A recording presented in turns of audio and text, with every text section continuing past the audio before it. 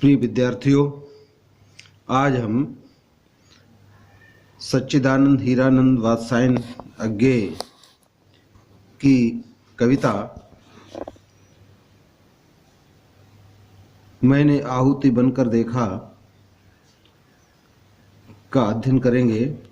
इस कविता में कवि जीवन को परिभाषित करते हुए बताता है कि दुख के बीच पीड़ा सहकर अपना मार्ग प्रशस्त करने वाला जीवन ही वास्तविक जीवन है।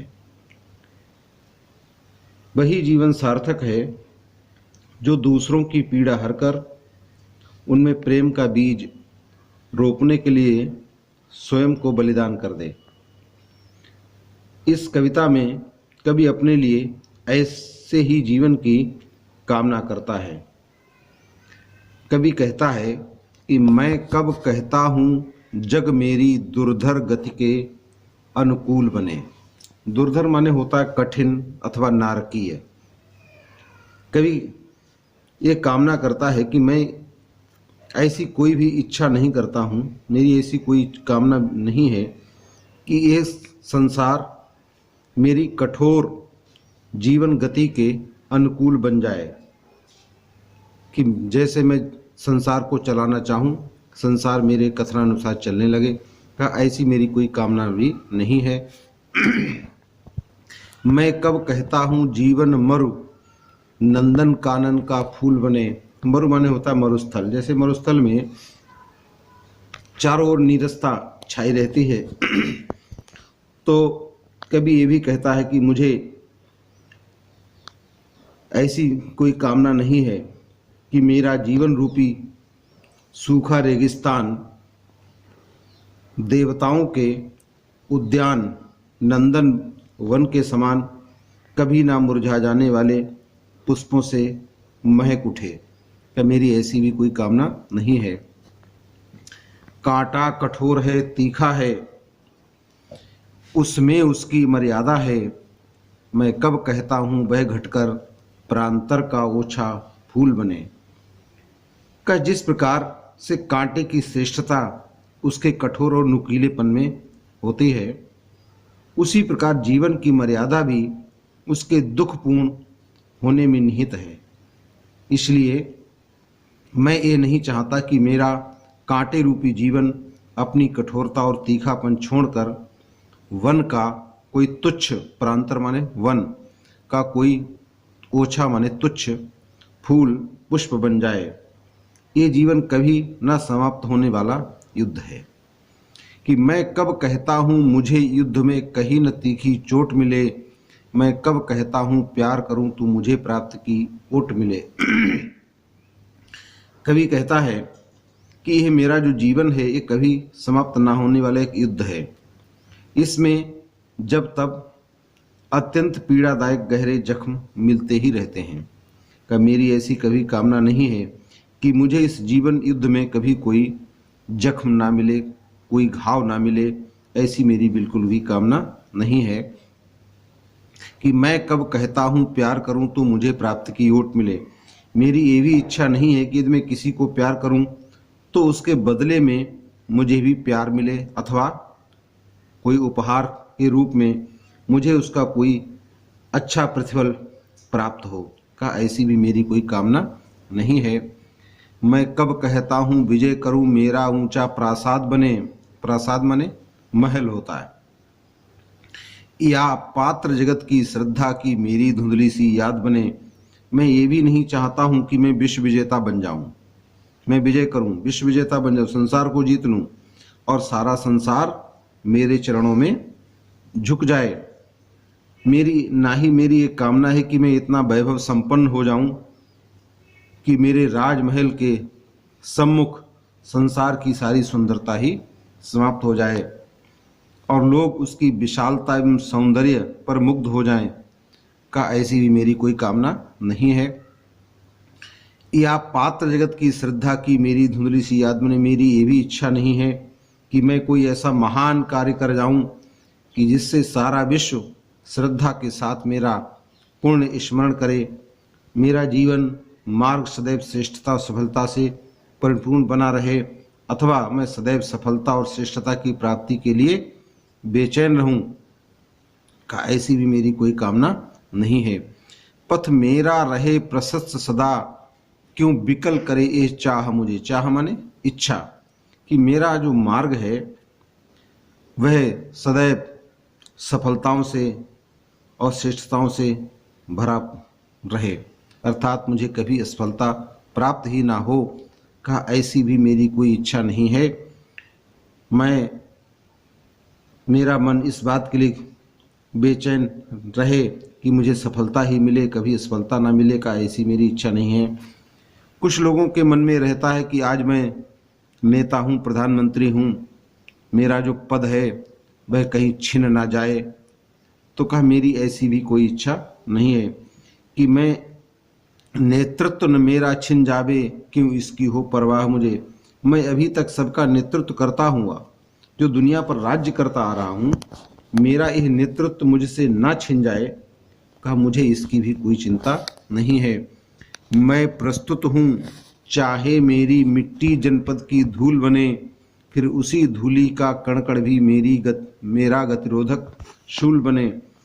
आगे कवि कहता है कि मैं जनपद की धूल बनने के लिए तैयार हूँ, अर्थात जो हमारा क्षेत्र है, कहा मैं उसकी मिट्टी धूल बनने के लिए तैयार हूँ, और उस धूली का अंत में एक एक कण मेरी जीवन गति में बाधा बनकर के मुझे भयंकर पीड़ा पहुंचाए। अर्थात मेरी इच्छा है कि मैं लाखों पीड़ाएं प्राप्त करके भी अपने देश, अपने राज्य, अपने मातृभूमि के काम आ सकूं, कि मुझे इस बात की कोई चिंता नहीं है कि मेरी धूलि का कण भी मेरी मार्ग में बाधा बन करके खड़ा हो गया है। कवि जीवन को दुख की वास्तविकता के साथ स्वीकार करने के लिए तैयार है।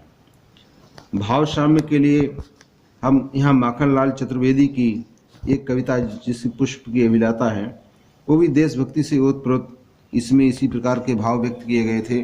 उन्होंने कहा था कि चाह नहीं मैं सुरवाला के गहनों में गूंथा जाऊं, चाह नहीं प्रेमी माला में बिन प्यारी को ललचाऊं, चाह नहीं सम्राटों के शव पर हे हरि डाला जाऊं, चाह नहीं देवों के सिर पर चढ़ूं भाग्य पर इठलाऊं, मुझे तोड़ लेना बनमाली उस पथ में देना तुम फेंक, मातृभूमि पर शीश चढ़ाने जिस पथ जावे वीरने। ऐसे सुंदर भाव इस कविता में भरे हुए हैं। तो इसकी भाषा साहित्यिक खड़ी बोली है, शैली प्रतीकात्मक है, उपमा रूपक नृत्य प्रकाश अनुप्रास इत्यादि अलंकार है, वीर रस है, छंद स्वच्छंद है, ओज गुण है, अविधा एवं लक्षणा शब्द शक्ति है। आगे कवि कहता है कि अपने जीवन का रस देकर जिसको यत्नों से पाला है, क्या वह केवल अवसाद मलिन झरते आंसू की माला है। वे रोगी होंगे प्रेम जिन्हें अनुभव रस का कटु प्याला है, वे मुर्दे होंगे प्रेम जिन्हें सम्मोहनकारी हाला है। कवि कहता है कि जो मेरा दृष्टिकोण है वह जीवन केवल सुखों का संचय नहीं है, अर्थात जीवन में केवल हमें सुख ही प्राप्त हों ऐसी कोई अपनी आकांक्षा नहीं है, अपितु जीवन की वास्तविकता शक्ति कष्टों विघ्न बाधाओं तथा विरोधी परिस्थितियों के साथ संघर्ष करने से ही विकसित हुआ करती है।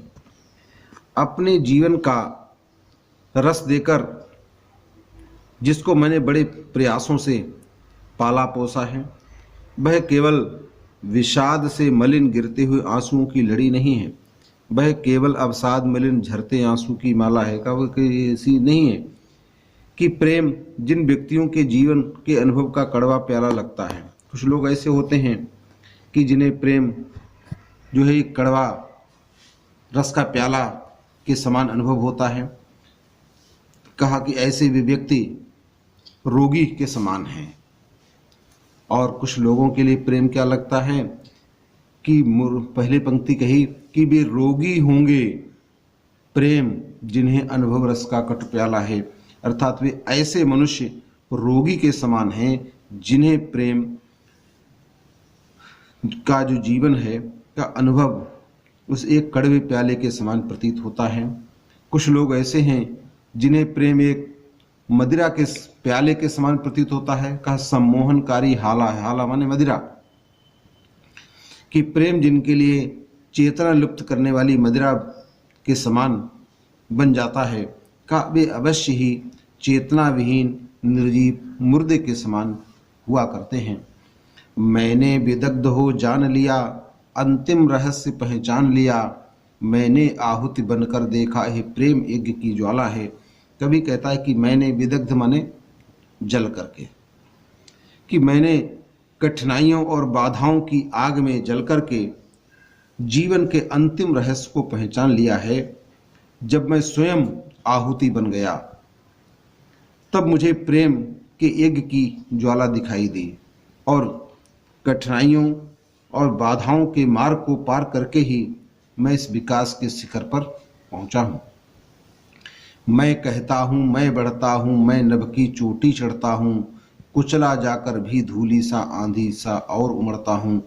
कवि कहता है कि मैंने बाधाओं कठिनाइयों के मार्ग को पार करके ही इस विकास के उच्च शिखर को प्राप्त किया है।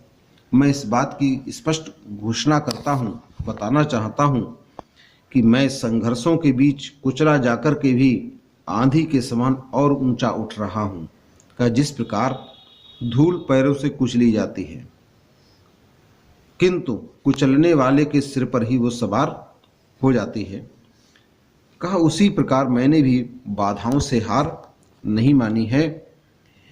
मेरा जीवन ललकार बने, असफलता ही असि प्यार बने, इस निर्मम रण में पग पग का रुकना ही मेरा वार बने।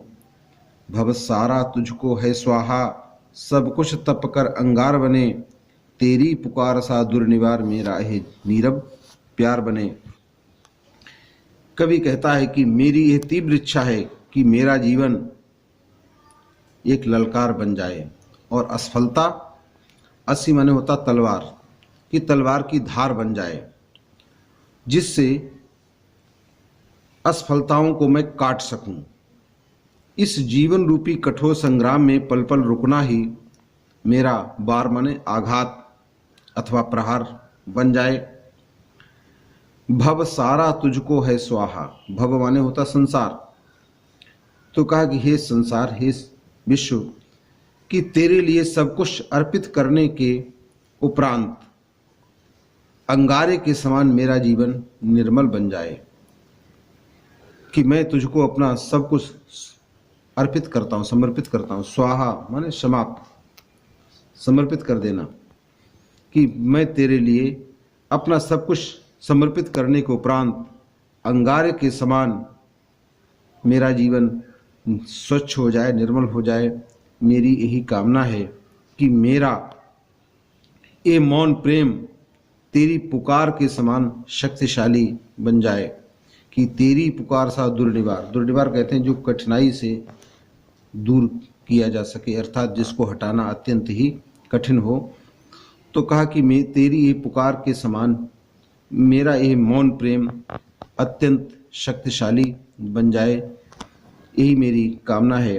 कवि का मत है कि कठिनाइयाँ और बाधाएं व्यक्ति को विकास और प्रगति का मार्ग दिखाती हैं, अतः उनसे भयभीत होना उचित नहीं है, बल्कि व्यक्ति को हंसते हंसते संघर्ष करता रहना चाहिए, संघर्ष से कभी विचलित होना नहीं चाहिए।